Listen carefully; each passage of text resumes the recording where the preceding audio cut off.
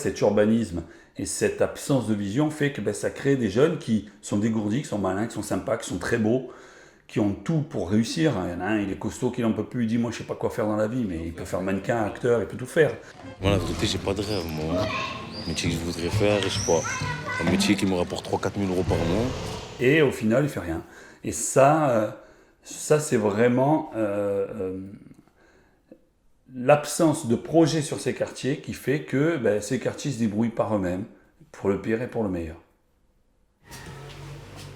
À tout moment, tu te dis ça va péter, ton enfant il marche, je te dis oh, attention, le carreau il peut péter, mon enfant il se retrouve au rez-de-chaussée alors qu'il est au 2e étage. Ouais, c'est pas une vie. Les gens ils méritent pas ça. Même les gens, je suis rentré en prison.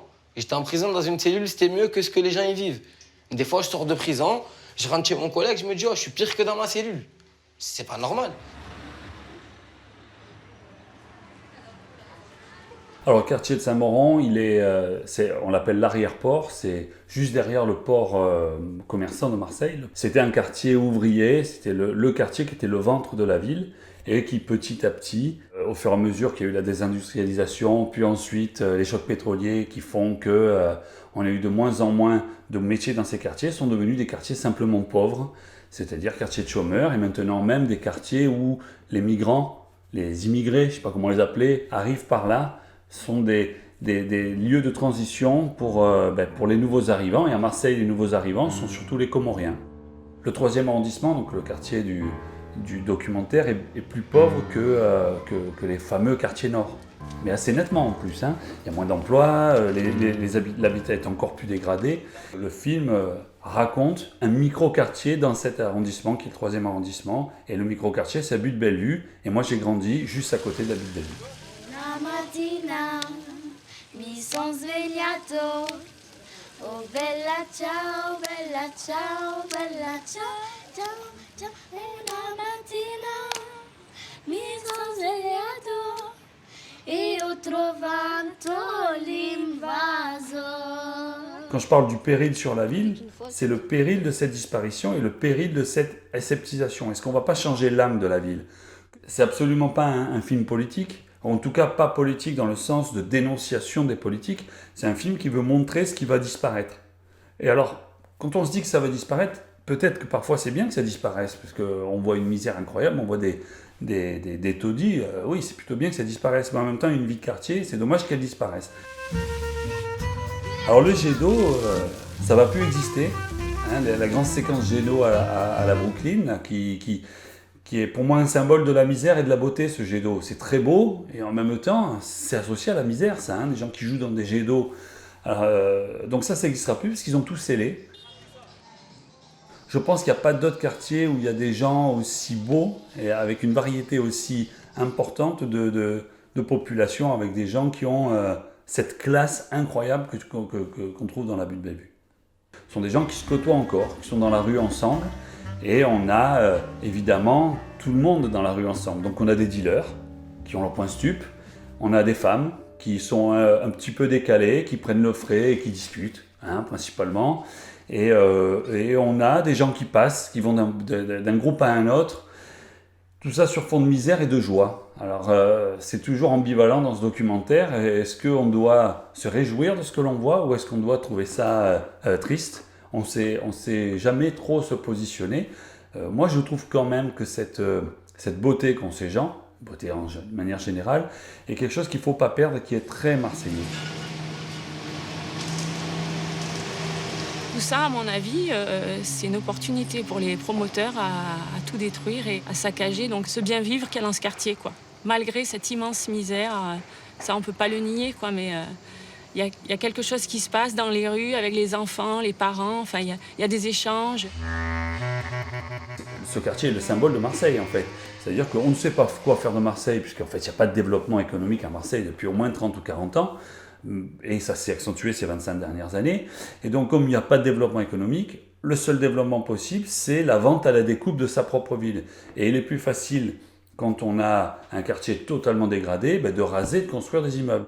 On aseptise cette ville. C'est-à-dire qu'on prend la même population, on ne l'aide pas socialement, ou très peu, ou à la marge, de manière à communiquer dessus, mais en réalité pas du tout. Et on construit des immeubles moches, et on les met dedans. Fini la manière qu'on a justement dans ce quartier, ce que je filme et qui va ne plus exister, qui est cette vie populaire, dans le sens noble du terme populaire, cette vie ensemble. Et ça, c'est quelque chose qui tend à disparaître.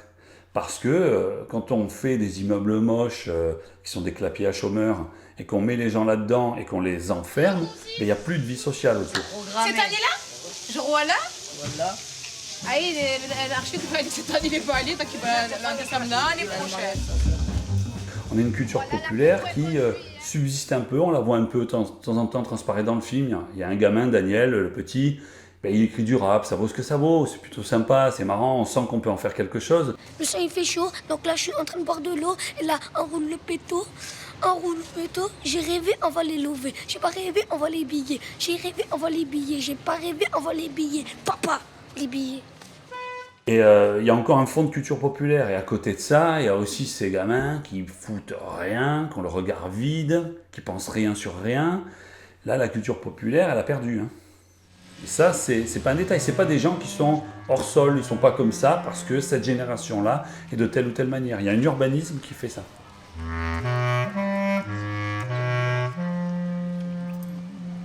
Les jeunes qui sont du réseau de stup, il m'a pas fallu un temps énorme pour les convaincre de filmer. Il m'a fallu une dizaine de minutes en fait, parce que je sais parler à ces gens.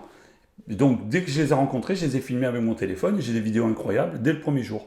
Et après, c'est sur la durée que c'est le plus dur, parce qu'on les gêne, parce qu'on dérange, parce que c'est pas si simple. Mais pour les convaincre dès le début, ça a été assez facile, tout simplement parce qu'ils m'ont fait confiance et ils ont eu raison au final. Parce que on ne sait pas s'ils deal ou pas, on ne le voit pas, on n'en sait rien, c'est des jeunes. D'ailleurs, surtout ceux que vous voyez, ils dealent pas tous. Et ceux qui dealent, les pauvres, ils sont en prison maintenant. Il n'y a que des histoires dramatiques derrière. Il n'y a pas de belles histoires. Il n'y en a aucune. Il n'y a pas de succès. Même avec une vision Scarface, c'est-à-dire de succès de dealer, il n'y en a pas. Voilà, il n'y en a pas, zéro. Ce qui est très dur, c'est quand tu pars de là, tu as un amour profond pour ces gens qui te le rendent. Et quand tu reviens un peu après pour voir où on en est, il n'y a pas grand-chose qui a changé. Et c'est même toujours pire. C'est même toujours pire. Et tu te dis, est-ce qu'il n'y a pas un moment une spirale positive qui va se mettre en place dans ces quartiers. Franchement, si mon film arrive un petit peu à faire que des gens vont aller visiter ce quartier en se disant tiens, on va voir ce qu'on avait vu dans le film là. Et donc on va s'intéresser à autre chose que la bonne mère, même si j'aime bien la bonne mère. Si on commence à voir des gens qui se promènent dans ces quartiers, eh bien, peut-être qu'il y aura des commerces qui vont se recréer, que ces commerces, etc. Et après quelque chose de positif. Si je peux contribuer à ça, je suis très content. La butte Bellevue étant donc une butte, et petit à petit, autour, ça a été grignoté par cet urbanisme aseptisé qui petit à petit dévore la butte. Mais à un moment, pour aller plus loin, il y a des documents d'urbanisme qui disent pour construire un autre immeuble ici, il faut une voie, il faut une rue, plus grande, plus large. Donc on ne dit pas qu'on va construire, on dit qu'on va désenclaver la butte. On est là pour le bien de la butte. Donc on va construire un boulevard. Mais les quelques habitants qui ont la capacité militante à comprendre ce qu'on fait, réalisent qu'en fait, le but du jeu, c'est de raser ces maisons, puisque ces maisons, elles sont plus rénovables pour la plupart. Quoi qu'il arrive, elles seront rasées. Donc en désenclavant, on pourra construire ce qu'on voit autour, qui existe déjà, qui est dans tout Marseille, ces immeubles horribles qui vont en plus satisfaire des promoteurs qui, eux, en retour, au moment d'élection, peuvent rendre la monnaie, en fait. Le but du jeu, c'est de laisser s'effondrer des quartiers entiers, idéalement sans qu'il y ait personne dans les bâtiments, même si des fois c'est arrivé qu'il y ait des personnes dans les bâtiments. Et une fois que ça s'est effondré, eh bien, on fait ce qu'on veut. On a du foncier et en plus, on passe pour des héros en disant on rénove. Mais on laisse s'effondrer pour venir en rénovant. Et c'est pas de la vraie rénovation, c'est du vite fait, mal fait. Regarde l'immeuble, il va s'écrouler, les fissures en deux. On va tout détruire, ma gueule. On va faire une cité, lève pas le feu, ça va être. Tiens, j'ai une fille qui est chaude. Allez, vas-y. Je vais faire.